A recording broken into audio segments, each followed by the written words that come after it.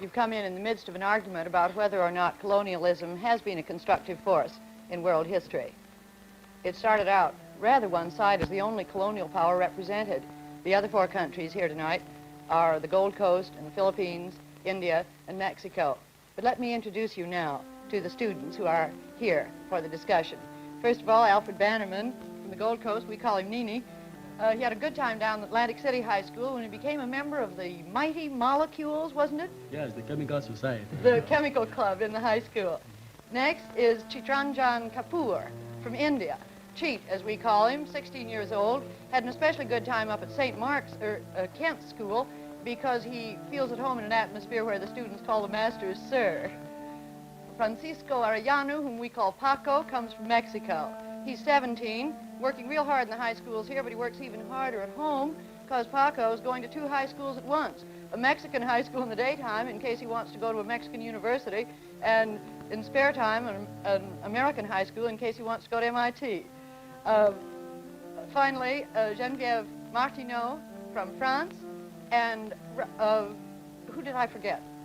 Raul, I'm sorry, Raul Contreras from the Philippines, 15 and a half. Tonight, we're talking about colonial areas, former colonial areas, and their part in the world, areas that are now talked about as underdeveloped areas. Before we get back into the discussion, I think we ought to define just what you mean by underdeveloped. What do you mean by underdeveloped area? I think underdeveloped area is one which was up till some time back under the domination of some foreign power. And with that power did not develop the resources of that area because it wanted to profit itself. And it may have developed incidentally, you know, because it in the process of its own economic development. How much of the world is underdeveloped, would you say? I think a large part of the world. About 75% of the world's population and about 50% of the world's area, inhabited area. Well, 50% of the world population is considered to be literate, and another 50% of the world's inhabited area or population is said to be underdeveloped. And undernourished is what he means, enough food. I think the UN figures are about half the world is both hungry. Half the world. Half the world. I should think so, because Africa, for instance, has got a large part of underdeveloped area, and Southeast Asia, for instance, has got a large part of underdeveloped area, and likewise...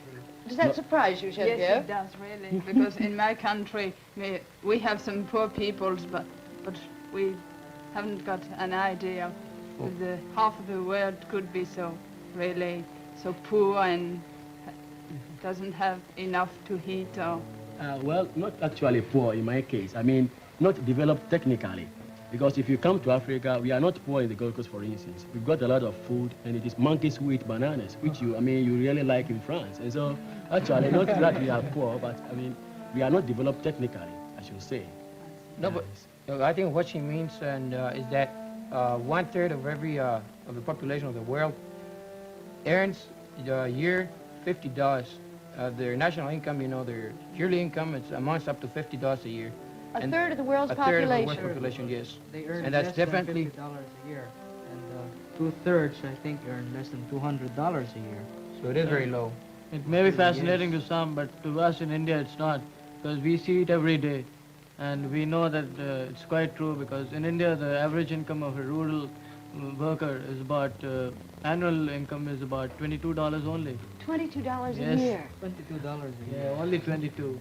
Tell me, are there any vestiges of colonialism left in those of your countries that formerly belonged to another power? In India, there are quite a lot. For example, we have illiteracy, ignorance among the masses, and the British tried to increase the class also, the class disintegration.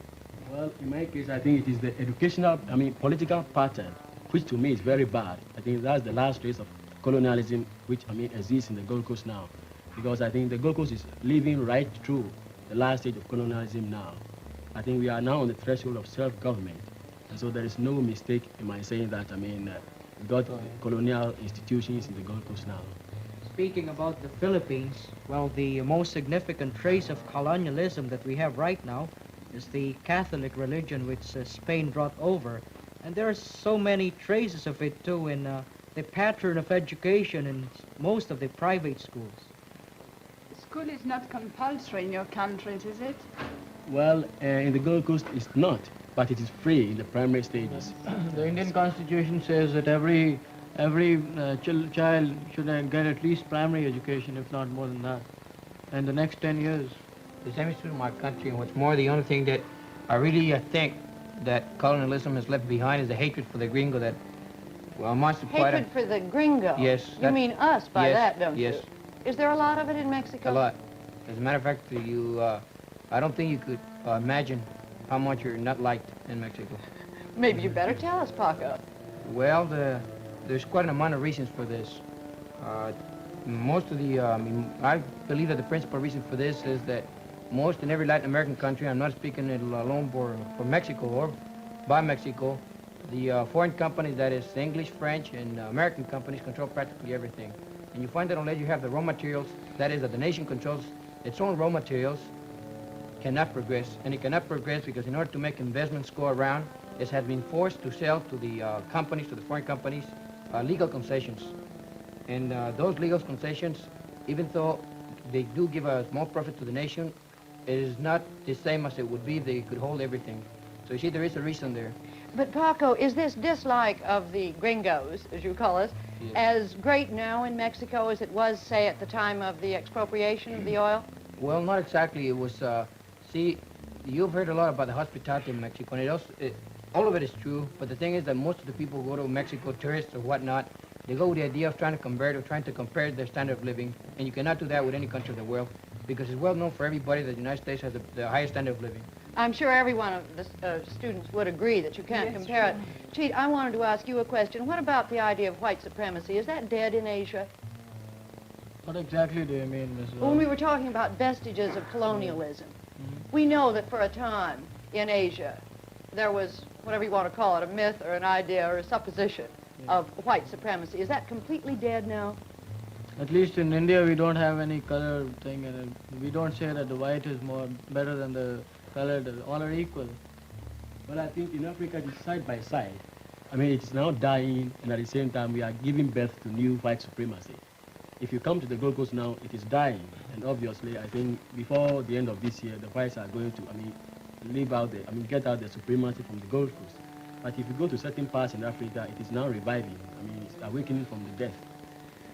One more question to you, Cheat. What about, you say there's no difference between Western and Eastern. What about the Anglo-Indians in India? The people who are half European and half Indian.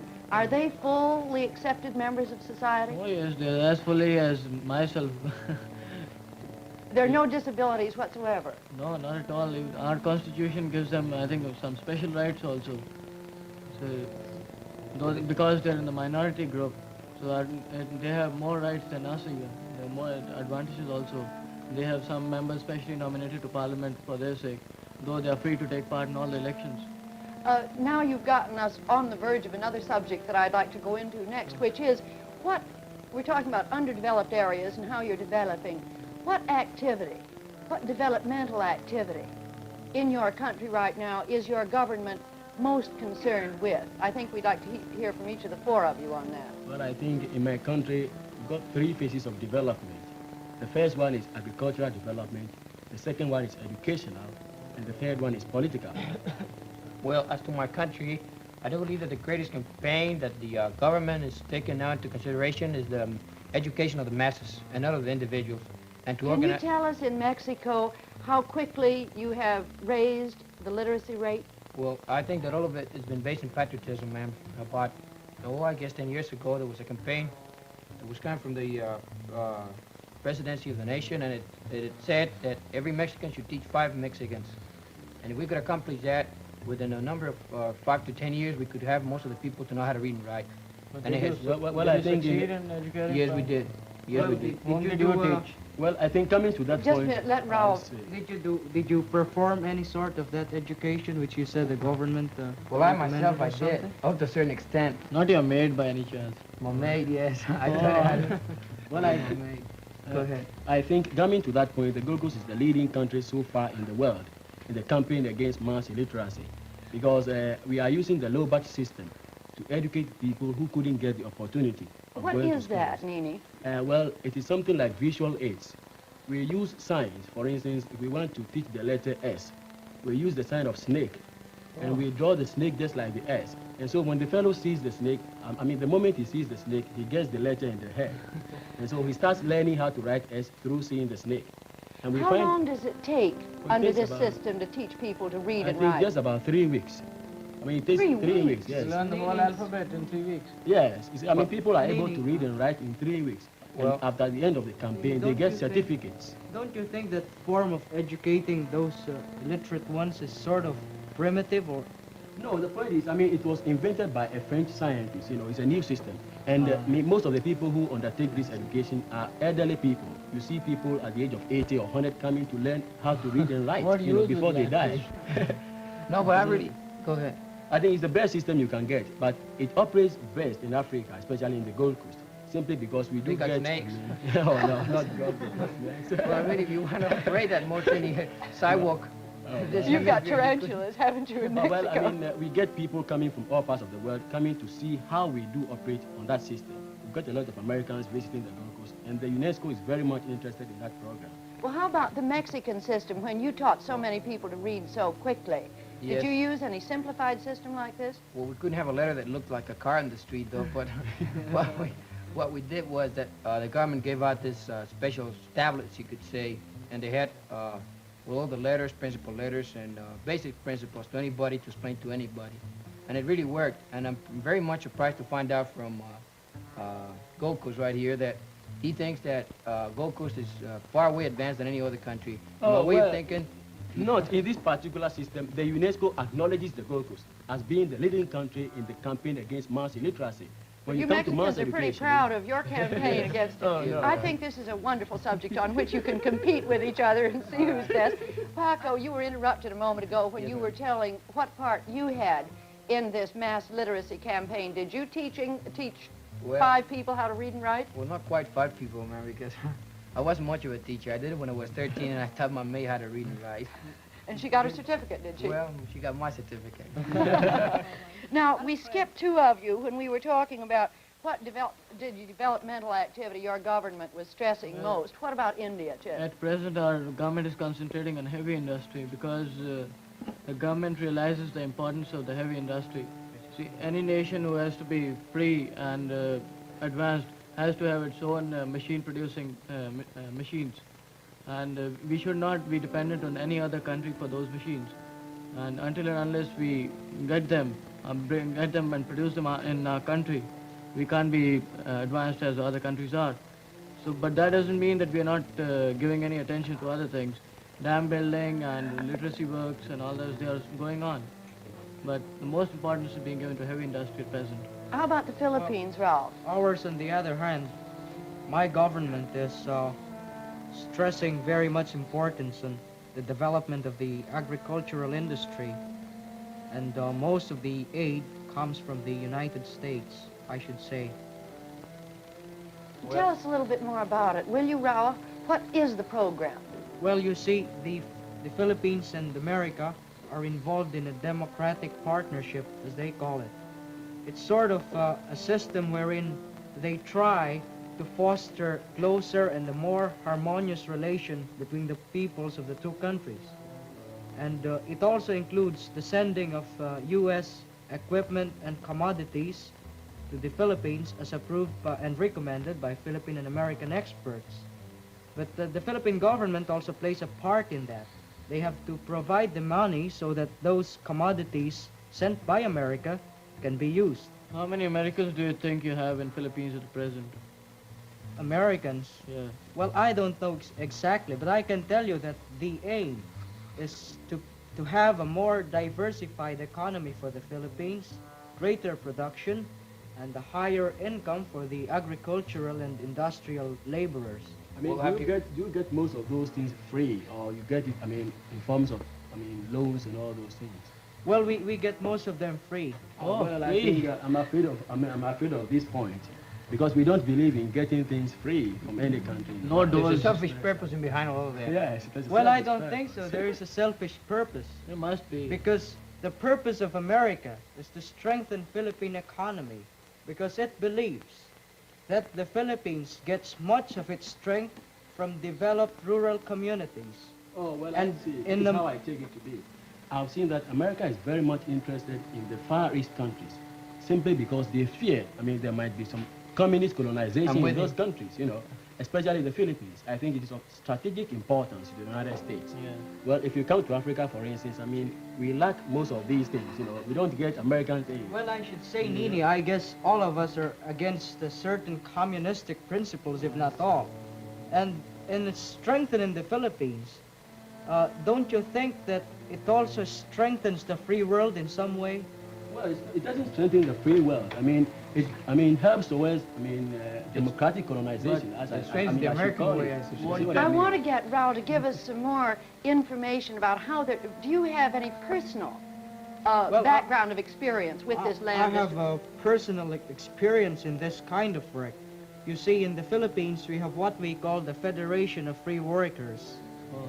And the purpose of this is to, hire the, shall we say, the standards of the working conditions of laborers, especially the farmers. Now, with regards to farmers, we have a branch under that, the Federation of Free Farmers. And the Federation of Free Farmers has another branch, the Junior Federation of Free Farmers, to which I belong. That started in a Jesuit school, ironically, and I Why belong to a ironical? Benedictine school. Oh, I see. Well, you see, this is how we do it. We form committees, and every weekend we go to the remote barrios, about 100 or so miles from the city of Manila, the capital of the Philippines. And, well, we bring with ourselves some form of books, magazines, and rice and corn seeds, these flour bags, and we sell them to the people of those small communities, which, can't be reached so easily, at a very low price, you see. And most of the time, all of the time, we have to endure so many hardships. Who subsidizes the price? Yes. The Americans? No, not the Americans. We have funds, We get them from the students of the colleges. Oh, There are so, sorts of, yes, of membership fees. Something like charity. Something like that. Oh, I And see. with regards to the hardships that we encounter, it's most of those lands are below the mountains where there are operations going on between communist and government forces. So we have to, the fear of dying. So we have to receive Holy Communion almost every time we go there. And Do you have it many can- communists? Well, it's slowly fading away, and it's not accessible to transportation. So we have to use these Carabao wheel carts, and we ride on them. What are And they? sometimes when the people don't expect us to be going there, usually, we have no food to eat, so we turn to unripe bananas and these hard bread that they make in the provinces. What form of government do you have? Do you Yes. have, democracy? We or- have a democracy. after the American pattern or after the British pattern? American? It's after the American. I see. Naturally. Oh, no wonder. When did America become interested in Philippines? It always Well, was. America was, it started around the late 1800s, when America took the Philippines away from Spain. I see. But, the Filipinos are sort of hostile and so recalcitrant that they thought at first that America was selfish. But when America liberated the Philippines from Japan, they really found out that the spirit with which America did those things was a spirit of brotherhood, to help the fallen brother rise up once more. Oh, well, how many natural resources have we got? Because I fear, if America Yes. is interested in the Philippines, simply, America is interested because she wants to exploit your natural resources for her We own have a benefit. lot of natural resources, Well, I see a very easy reason why any country should be interested in another country. Moreover, when this country is far east and when it has the resources, and when it's, as you said, has still communism within the island. I still say that America has the motive of strengthening the Philippines in order to strengthen the free world. Excuse me, Well, I want to get back to some of your personal experiences. We can learn so much from them as we understand what's going on in your countries today. You were talking about the inaccessibility of some of these villages that you Yes, go Mrs. into. Waller. It was caribou carts. Cheat asked you a question, and then the answer got lost. Caribou carts that you go on to get there? Yes, Mrs. Waller. And what else? Oh, well, Do you ever have to some, walk or hike into them? well, not so much hiking, but sometimes we have to take away, you know, the tires of jeep wheels, and we'll let them run on the tracks, on the railroad tracks. Fortunately, they fit most of the time on the tracks. What if they don't then? If they don't? If they don't, well, we do some hiking.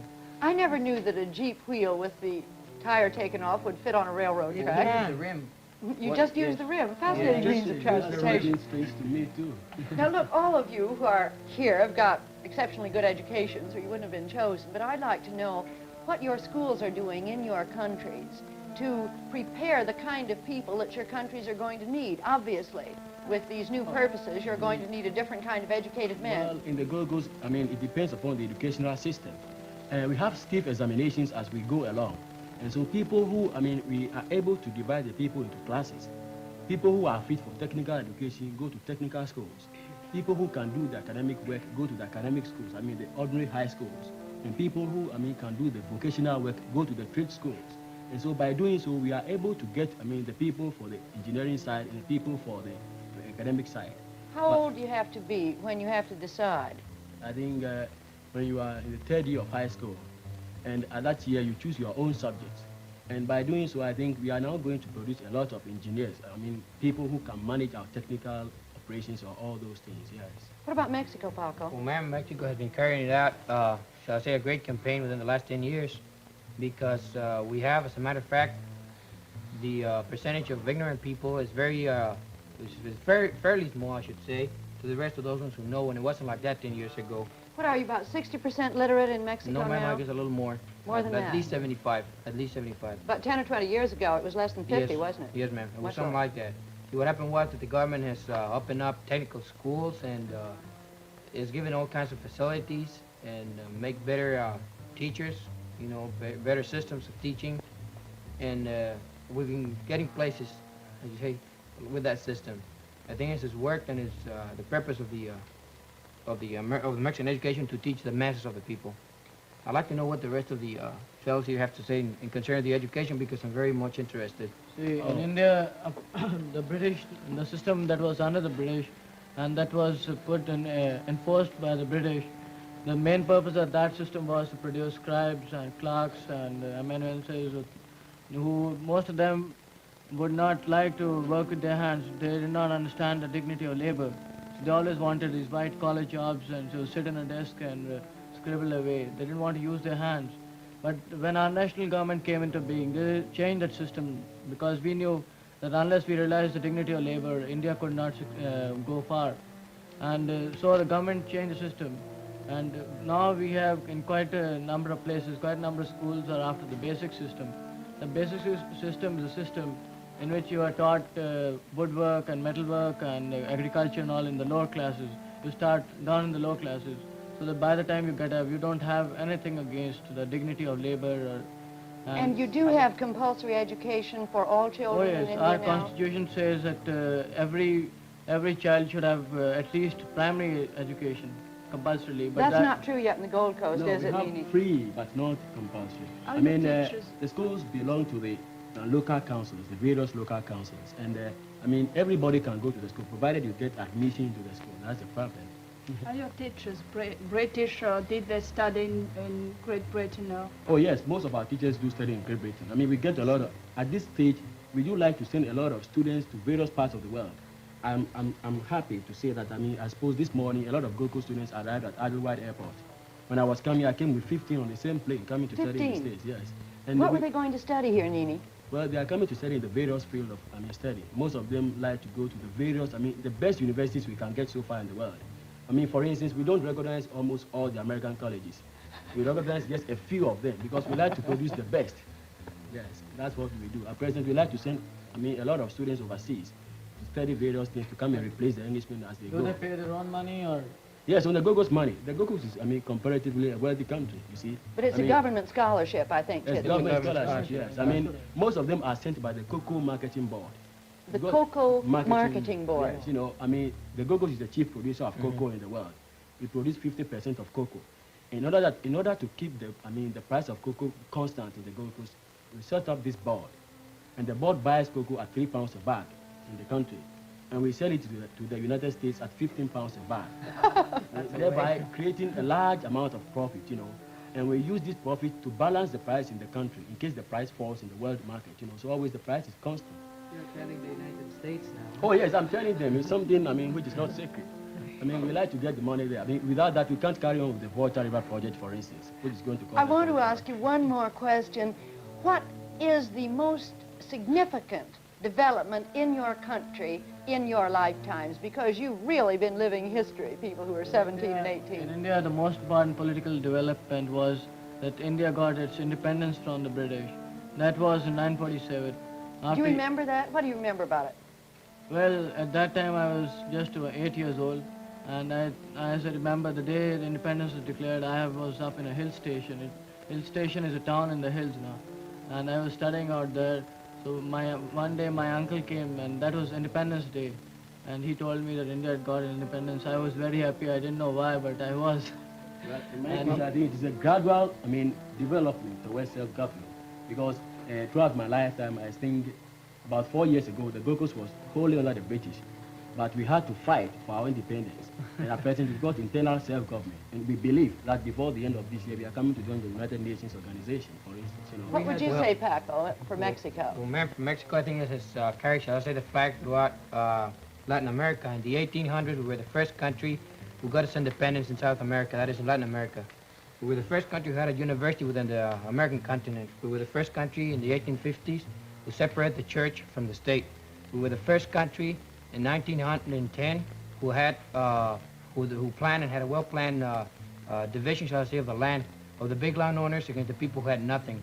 And in 1939, we gave a huge step forward to gain the basis of our economy, which is oil, and we took it away from the American company. And that you remember well, I'm Yes, sure. ma'am. I'm sorry, our time's gone. Too bad. It went so quickly.